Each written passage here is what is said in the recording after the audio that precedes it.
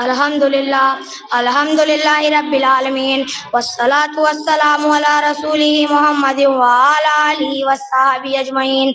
اما بعد، اعوذ باللہ من الشیطان الرجیم، بسم اللہ الرحمن الرحیم، قد افلح المؤمنون الذین هم فی صلاتهم خاشعون، رب اشرح لي صدري ويسر لي امري واحلل عقدة من لساني يفقهوا قولي، رب زدني علما، اللهم رب زدنی علما۔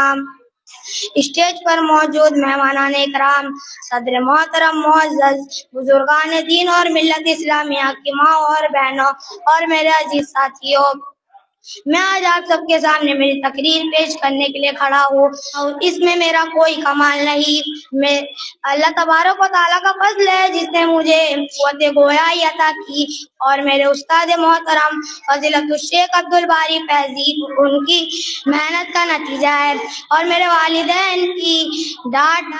کا نتیجہ ہے۔ میرا موضوع ہے اسلام میں نماز کی قدر و منزلت۔ اس موضوع پر کچھ باتیں پیش کرنے کی کوشش کروں گا۔ اللہ سے دعا ہے کہ ہمیں کہنے سننے سے زیادہ عمل کرنے کی توفیق عطا فرمائے، آمین۔ ایک شاعر بڑے اچھے انداز میں کہتے ہیں، کیا کہا، واز تو سنتے ہیں لیکن ہم عمل کرتے نہیں،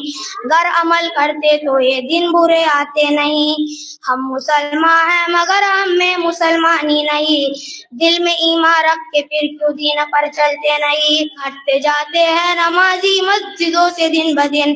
گر اس لیے ہمارے گھروں میں خیر و برکت ہی نہیں۔ میں آج آپ سامنے میری تقریر میں اللہ تعالیٰ کی تعریف و توصیف کے بعد سورۃ المؤمنون کی شروع کی دو آیات تلاوت کی ہے، جس میں اللہ تعالیٰ فرماتا ہے، نماز اسلام کے بعد بنیادی ارکانوں میں سے ہے اور توحید و رسالت کے بعد سب سے عظیم رکن ہے۔ نماز ایک محکوم فریضہ ہے، اللہ تعالیٰ نے اسی ایمان کے نام سے ذکر کیا ہے، فرمایا وَمَا كَانَ اللَّهُ لِيُضِيعَ إِيمَانَكُمْ، قیامت کے دن جس اعمال کا سب سے پہلے حساب لیا جائے گا وہ نماز ہوگی، اگر وہ درست ہوئی تو اس کے سارے اعمال درست، اور اگر وہ درست نہیں ہوئی یعنی فاسد نکلے تو اس کے سارے اعمال فاسد ہوں گے۔ عبداللہ بن عمرو بن عاص رضی اللہ عنہ کی حدیث میں ہے کہ نبی صلی اللہ علیہ وسلم نے نماز کا ذکر کرتے ہوئے فرمایا، من حافظ علیہ کانت لہ نورا و برہانا و نجاتا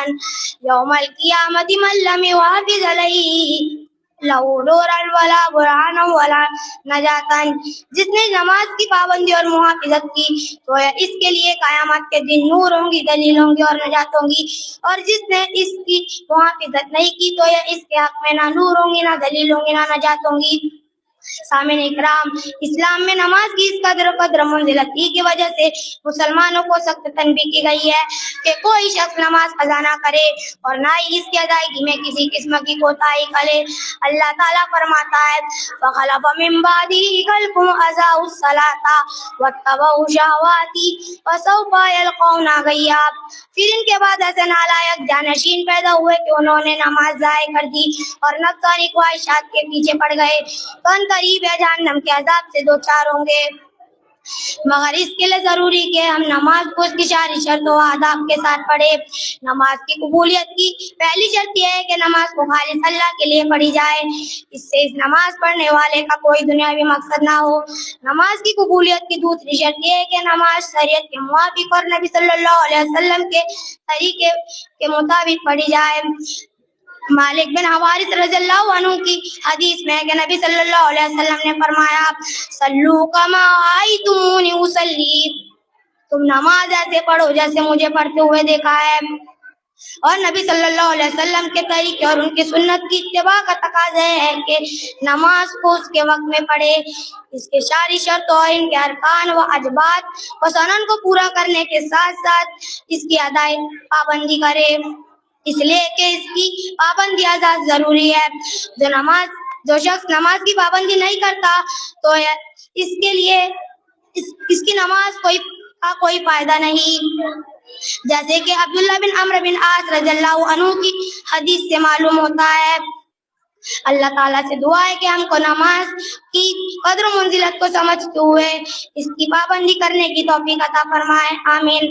آخر میں ایک بات کہہ کے اپنی تقریر ختم کرتا ہوں، کل فرصت نہ ملی تو کیا کروں گے، اتنی مہلت نہ ملی تو کیا کروں گے، روز کہتے ہو کل سے پڑھیں گے نماز، کل آنکھیں نہ کھلی تو کیا کرو گے؟ السلام علیکم ورحمۃ اللہ وبرکاتہ.